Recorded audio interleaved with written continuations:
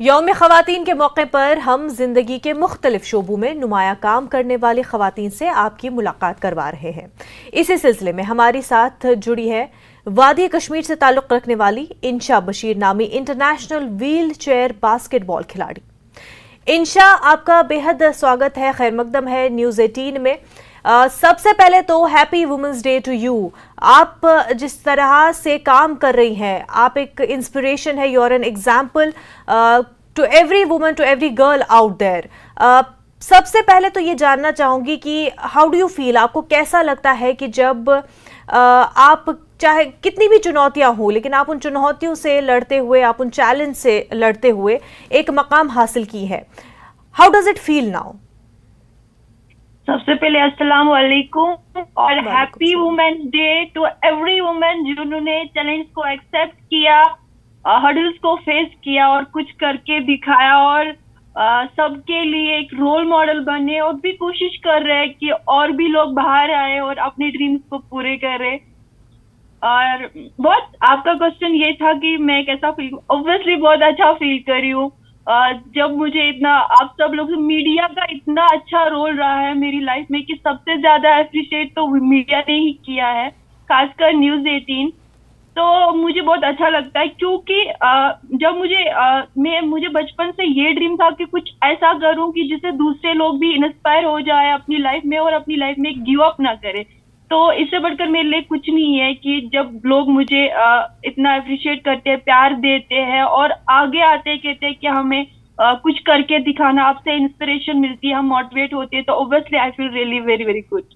Absolutely इंशा, क्योंकि बहुत चैलेंज का सामना रहता है। एक तो ये कि फॉर वुमेन ऑलरेडी बहुत चैलेंज हम सोसाइटी में देखते हैं, दूसरा जब व्हील चेयर की बात आती है, तीसरा एक ऐसा स्पोर्ट, एक ऐसा प्रोफेशन जो और भी लगता है कि लड़कियों के लिए और भी चैलेंज उसमें है, पर आपने कामयाबी हासिल की है। लेकिन हम जानना चाहेंगे, जो तमाम तर लड़कियां, बच्चियां, ख़वातीन आपको देख रही हैं, आपको सुन रही हैं, अगर उनमें भी इच्छा है कि वो आगे जाना चाहते हैं, उनकी एस्पिरेशंस है कि वो स्पोर्ट्स में आगे जाना चाहते हैं, लेकिन कई चैलेंज है being a woman with some other challenge, उनको किस तरह से ओवरकम आपने किया? जो आपको चैलेंज आए सामने, किस तरह से उन तमाम तर चैलेंज से आपने निमटा और आगे बढ़ते गए?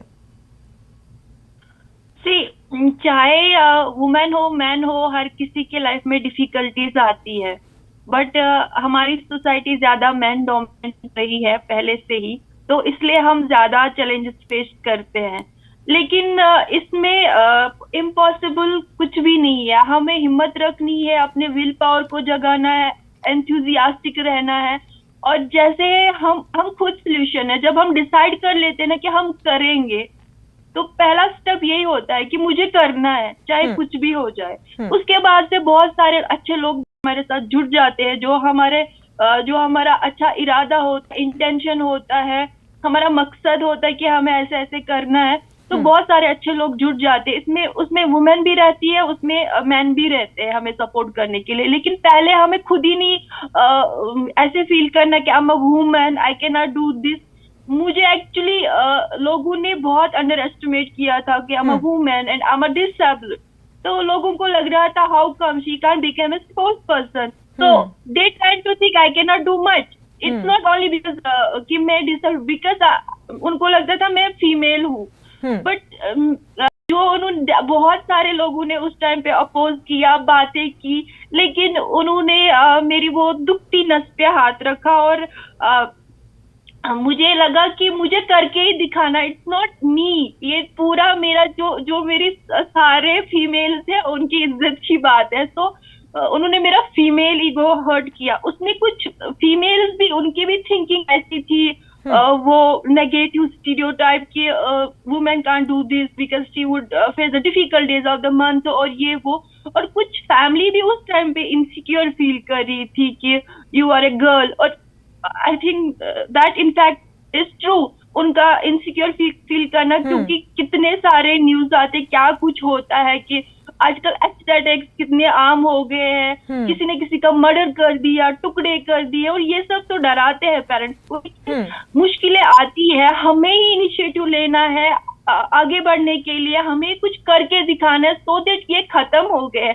और मेरे इनिशिएटिव लेने से, क्योंकि I am the first women, तब से मेरे से पहले कोई आया नहीं था इस फील्ड में ऑन व्हील चेयर, तो मुझे उस वक्त गाइडलाइंस नहीं थी, अवेयरनेस नहीं थी।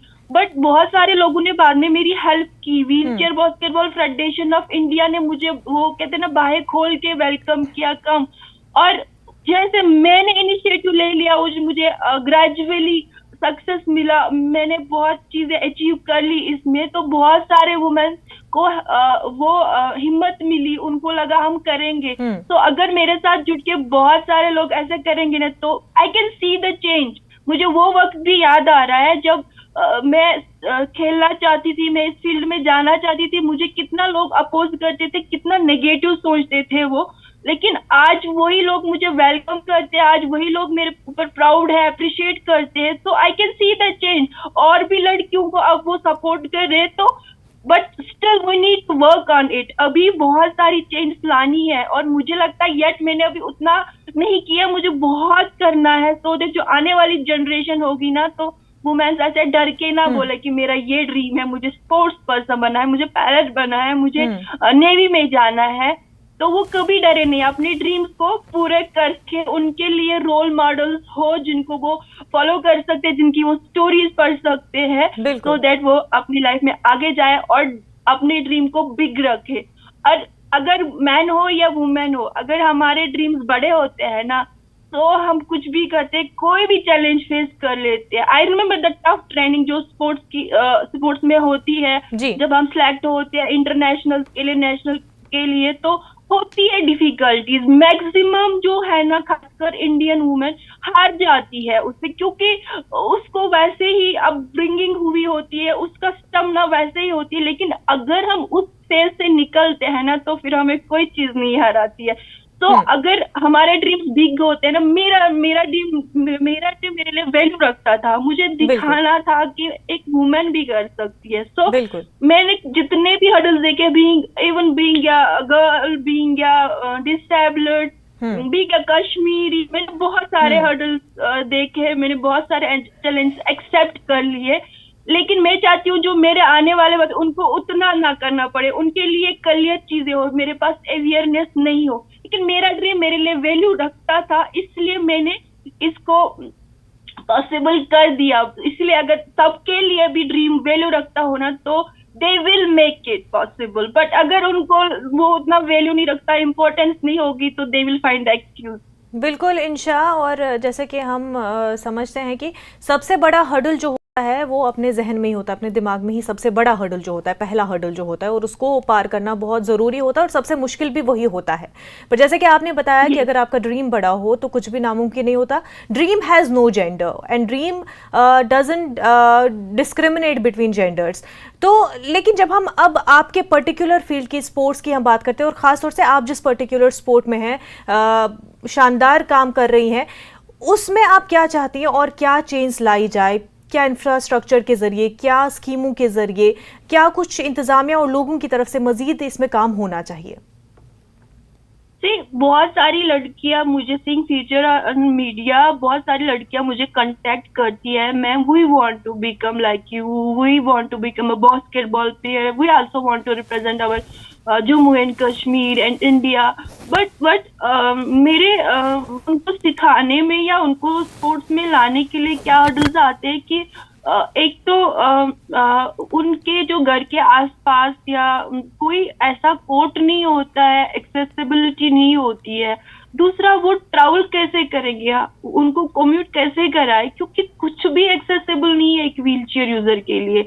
और कोई लड़की जैसे एजुकेशन में कुछ करना चाहती है, आईएएस ऑफिसर बनना चाहती है, लेकिन वो जाएंगी कहाँ? ऐसी हमारे JNK में, खासकर कश्मीर में, मैं जब भी सर्च करती हूँ, जब भी सोचती हूँ कि कैसे इनकी हेल्प करूँ, एक एम्बुलेंस के अलावा कोई ऑप्शन ही नहीं होता है। अगर मैं अपनी कश्मीर यूनिवर्सिटी की बात करूंगी, जो उनके बसेस है, जो उनका ट्रांसपोर्ट है, वो एक बस भी नहीं है व्हीलचेयर एक्सेसिबल। और अगर मैं अपने स्पोर्ट्स काउंसिल उनकी बात करूं, उनको भी अपनी जो जो कुछ भी है, ऐसा कुछ भी एक्सेसिबल है ही नहीं जहाँ पे मैं अप्रोच, माशाल्लाह मेरे अभी स्पोर्ट्स काउंसिल में मुझे बहुत ज्यादा सपोर्ट करते हैं। जी। वो लोग बोलते हैं बोलो क्या करना है हमें अपनी जनरेशन को सिखाने के लिए, लड़कियों को आगे लाने के लिए, आप बोलो। लेकिन अभी चेंज लानी है, क्योंकि एक तो हर जगह कोर्ट्स बनने चाहिए। It's not only basketball court, volleyball court, जी।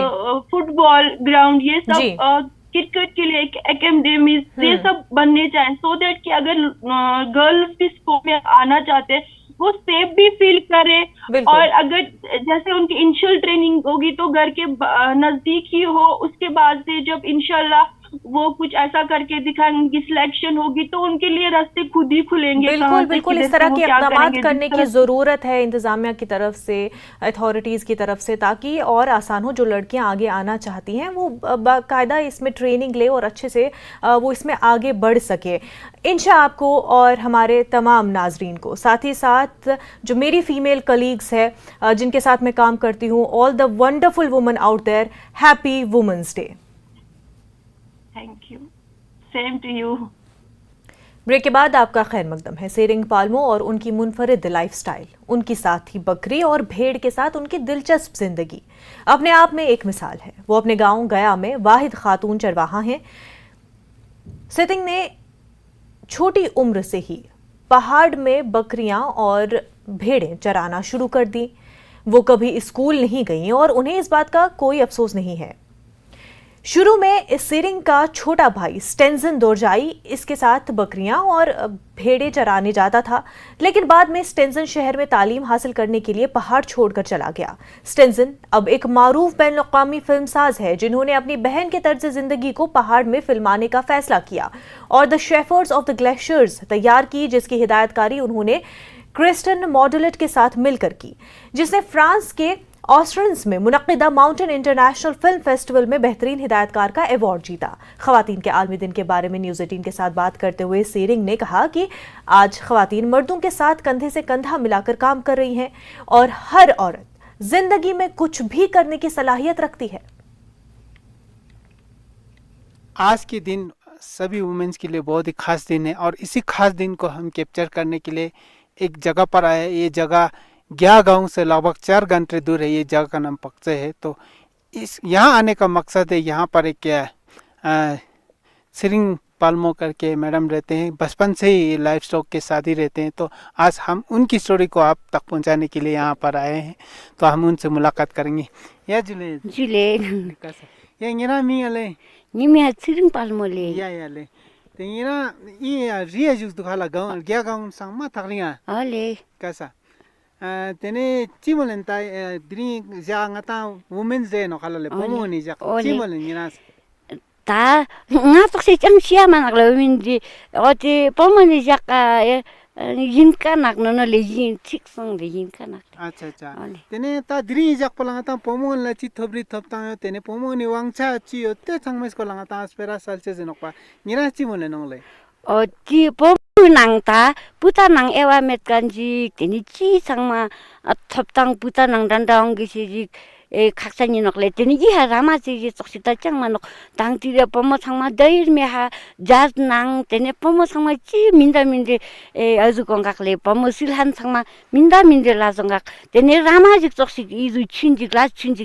रामा जी चक्सि गिननांग पुतानांग पमेना चंख्या छिमिनुगले पमांग न्यानचिस तेने पुचे रामा कजु कजु जिमबारात तेने nga चक्सि गिना चिकपो दचिसि चक्सि ता थांगमे पमो चिक दत त्याइ जिक pomoze han soxik yongches zergise minukle pama sangmang ang chianga nyanches putarang dandala nyanches dugru ninga soxik ta changmanakle yontan met kanji yontan chane pomo sangma taksang putarang danda ta deir me jaz chulche nang minda mindela chiakle ote pomon putarang dande azgangches khakchan dugle siwa sitang nang thoptang sangma poma sangma yongches khakchan dugnonali viewer मैं आपको थोड़ी explain कर दूं कि madam का कहना है कि आजकल जो गर्ल्स और बॉयज़ में कोई डिफरेंशिएट नहीं होता और इनका कहना है कि लड़कियां भी आज चांद पर पहुंच गए, जो पायलट बन चुके हैं, काफ़ी जो काम भी करते हैं और इनका ये भी कहना है जहाँ लाइफ स्टॉक की बात करते हैं, लाइफ स्टॉक के साथ जो शेपर्डेज होते हैं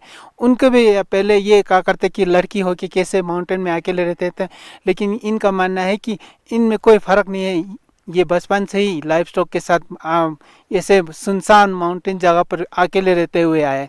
या लेते ने ई रलुक नंग्याम पोंगिरा डुलचेस पुस्कित पो छरा cock सिंगोलेन Raluk nang yang po dulces ta kitpang sorarak le khamba dulces nang chunne phala dukpasang chang sokpang soramerak ni dimang soramerak ta rama nang yang po ta tsuksik zishin le khonang pera ma sia manne ta izu chizishin le ni soksik ngoshi soksik sorarak le dimu sorarak le कैसा तातेने ngata gun लातेने खसान तांचाना यार शानबान योंचे से जिक्सपा यो में रांगिना cock सिंगोलेन shan nong che se jikpan dang ni ye shan on ni nak le yang shan nang on shan shan gu chi sang man dang ni ye on ni nak khata nang tangak tenne chang chang de jusuk sik chora merak le khakpo chora merak le कैसा तेने यांगिना semyang se pia chi जाता यांगिना रिए चिकपो जुस तो केसु जगह माने मी में चारे चिकपो रेगा जुस semyang se pia ta din be le khorang chang shi mai shi ba ri ju rang zen dar jak ngani ri ju re sok sik chang merak no le tang ti ri ju balji iriu ne tsore nani dulang minuk tene le sia charche nani thopan khur du ba tene jingsen se let mayo chana tene mobile jik chang tanbu jik minuk ridu tanbu jik ridu re chang tanbu du pa no yang tang chi tu la ka ridu kol hana minuk zeren nang ridi hai juk nang mi sik sok sing chi rin tuk juk le कैसा तेने nga churches la ngira yang mana chun chane पर yang podul kane jamo chok tene yot min molduk tene yang kha chik chik zume kyong tena tong som kauk sik som tes kola nye zamu le chunne phala nga jang ska lo chuk sik ne phala chang nang chang chik chik so du tene inna jage ha khong dipare le phito zuk sik rak je nang tene khong zuk song le nye zamu kharang zuk zamu le nang chik chi mi jok tene khong zuk zuk sik merak ngang kwa zuk sik rak je sen nang tene phitok tene nga zuk khak song le chi song jen di phasang tene khonang inna phugina kwa nga chang merak zuk chang merak gyalche rak de tene kazu gyalen le tene nga tok zuk khante thunte jong tene tene zuk ma gyal tene khamba mi ron ka fe nyang mi jang nyam tene te ron kirkir phala zuk than sunte song tene khamba le le to le jam khak su duk le gi un chang man ban chang message jage nang nga jang dang rang man pa chi darin zenani hunme la chiwa mi tak du lepte madam का कहना है कि ये हम लोग हमेशा पश्मीना गोट की बात करते हैं, तो ये पश्मीना गोट को पालना कितना मुश्किल है आप लोग समझ सकते हैं कि इतने ऊंचाई स्थान पर जो लगभग 4500 मीटर की ऊंचाई पे इनको रखना पड़ता है ताकि पश्मीना इनके ऊपर आए, और इसीलिए ये लोग इतने ऊंची जगह गाँव से दूर लगभग इनके गांव गया है, यहाँ से हम 4 घंटे चल के आया तो तब यहाँ पहुँचे। और ये वुमेन्स डे के दिन इनका कहना है कि आजकल कोई मेंस और वुमेन में कोई डिफ्रेंशिएट नहीं है, और जो काम मेन कर सकते वो वुमेन भी कर सकते, ये इनका कहना है। और ये इतने दूर पे सुनसान जगह पे आप ना अकेले भी रहते हैं तब भी उनको कुछ नहीं मुश्किल नहीं होता है, लेकिन इनका ये कहना है कि इनका एक बचपन का साथी था, 11 साल से साथ में यहाँ थे इनके पड़ोसी, तो 2-3 साल पहले इनका डेथ हुआ, उससे थोड़ा इसका मनोबल कम हुआ। और इनका ये भी कहना है कि जब तक सांस है, जब तक चल सकते हैं, ये इनके साथ ही रहना पसंद करते हैं। और इतने सारे जो गोल्डन शिप्स है इनको अलग एक एक नाम से पुकारते हैं, इनका आप इतना इनके साथ इतना अटैचमेंट है, ये बोलता है कि ये भी अगर बोल नहीं सकता लेकिन इंसान की तरह से। तो वुमेन्स डे के दिन हम आपको ये यूनिक स्टोरी पहुंचाने के लिए इस जगह पर आए। कैमरामैन सनम रंजन के साथ मुनुब संदीन, न्यूज़ 18 के लिए। बिमना में आज एक सड़क हादसा पेश आया है। इस हादसे में 2 लोगों की मौत हो गई है। यह हादसा चिल्ड्रंस अस्पताल के गेट के करीब पेश आया। दोनों को एक एम्बुलेंस ने टक्कर मार दी। महलुकीन की पहचान नौपुरा बारामूला के अली मोहम्मद डार और हदीपुरा रफियाबाद के फयाज अहमद चौपान के तौर पर हुई है। एम्बुलेंस ड्राइवर को गिरफ्तार किया गया है और गाड़ी को सील किया गया है। बताया जा रहा है कि एम्बुलेंस बांडीपुरा की थी। हम इस वक्त बिमना में है, चिल्ड्रन हॉस्पिटल है। यहाँ पे एक हादसा यहाँ पे हुआ है, 2 अफराद की मौत हुई है। ये हादसे का मकाम है जहाँ पे एम्बुलेंस टकराई है, टक्कर मारी है एम्बुलेंस ने 2 अफराद को, जिनकी मौत हो गई बाद में जेवीसी थोड़ी सी दूरी पे जो हॉस्पिटल है वहीं पे। आपको दिखाना चाहेंगे कि ये जगह कितनी खतरनाक है और कभी भी यहाँ हादसा हो सकता है। वैसे भी जो श्रीनगर में हादसे हुए हैं ज्यादातर इसी नेशनल हाईवे पे हुए हैं। आपको दिखाना चाहेंगे 500 बेड का हॉस्पिटल है और यहाँ पे कोई क्रॉसिंग ब्रिज नहीं है जिस पर से जो पैदल लोग चलें वो क्रॉस कर पाए, कोई इंतजाम नहीं है। और नेशनल हाईवे पे किस स्पीड से गाड़ियां चलती हैं वो सब लोग जानते हैं। इसके अलावा हुआ ये है कि जो यहाँ पे साइड में जो सड़क है इस पे भी इसको भी अच्छे तरीके से पूरा तैयार नहीं किया गया, आधी सड़क है। मैं आपसे जानना चाहूंगा, नाम बताएं अपना। मेरा नाम अब्दुल्लाह भट्ट है। आज साहब मुझे बताएं ये कितनी खतरनाक जगह है, 2 लोग मारे गए हैं आज तक। मैं आपको क्या कहूँ कि कितनी खतरनाक जगह है ये। एक तरह से समझो कि मौत का कुआं बन गया है यहाँ, क्योंकि जो इस वक्त सूरत हाल यहाँ है, लोगों की कितनी भीड़ होती है, पेशेंट कितने होते हैं अस्पताल में। बहुत बड़ा अस्पताल है, 500 बेड वाला अस्पताल है, गवर्नमेंट ने बनाया है, आवाम के मतलब मुफाद के लिए बनाया है। मगर साथ साथ गवर्नमेंट को ये कदम पहले उठाना चाहिए था। अगर हमने इतना बहुत बड़ा प्रोजेक्ट बनाया है, इस प्रोजेक्ट को कितने फ़ायदे हैं और कितने नुकसान हैं। मुझे लगता है कि फ़ायदे से ज़्यादा आज नुकसान है इस प्रोजेक्ट। नुकसान मतलब कि जो क्रॉसिंग है, क्रॉसिंग ये नेशनल हाईवे है, नेशनल हाईवे पे क्रॉसिंग करना इतना मुश्किल है, इतना मुश्किल है। इंसान अपनी जान हथेली पे रखता है। क्रॉसिंग करना बिल्कुल बहुत बड़ा मुश्किल काम है। यहाँ दवाई लानी पड़ती है क्योंकि अस्पताल में दवाई नहीं मिलती है, बाज़ार से दवाई लानी पड़ती है। मगर बाज़ार जाना इतना मुश्किल है, 2 किलोमीटर दूर जाना पड़ता है। यहाँ से 2 किलोमीटर तक किसी जगह क्रॉसिंग नहीं है, इस अस्पताल में किसी जगह क्रॉसिंग नहीं है। उसी वजह से आज का जो एक्सीडेंट है ये भी उसी की एक कड़ी है, ये एक्सीडेंट हुआ है।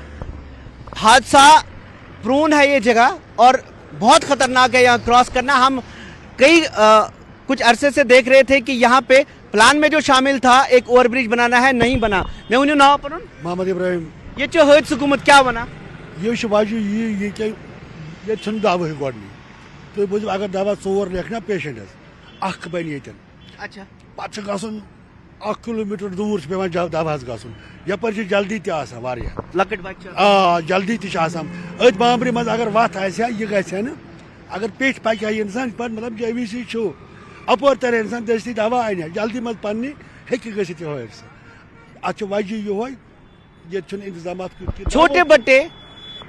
छोटे बच्चे जब तकलीफ में होते हैं तो वालिदैन से रहा नहीं जाता, वो एक तकलीफ। और दूसरी तकलीफ ये कि उनको क्रॉस करना पड़ता है इस मुश्किल में, इस खतरनाक जगह पे नेशनल हाईवे, जो आमतौर भी कहते हैं कि श्रीनगर में जो हादसों की जो हब है, जो मरकज है, वही यही नेशनल हाईवे बनी है पारिमपोरा तक। और उस पे तकलीफ ये कि यहाँ पे जो साइड रोड्स होते हैं वो कंप्लीट नहीं है, आधा इसको छोड़ दिया गया है। अब हादसे तो वैसे कहीं भी हो सकते हैं, कभी भी हो सकते हैं, लेकिन अगर आपने इतनी जगह छोड़ दी है, इतना मुश्किल कर दिया है, तो बड़े हादसे कोई नहीं टाल सकता। इस हादसे से पहले भी यहाँ छोटे बड़े कुछ हादसे हुए हैं जिन पे देखने की जरूरत है। अयूब खान के साथ Shabbir Ahmad, news 18 Srinagar. JKLH live में फिलहाल इतना ही, पर आप बने रहिए न्यूज़ 18 जम्मू कश्मीर लद्दाख हिमाचल के साथ। आदाब।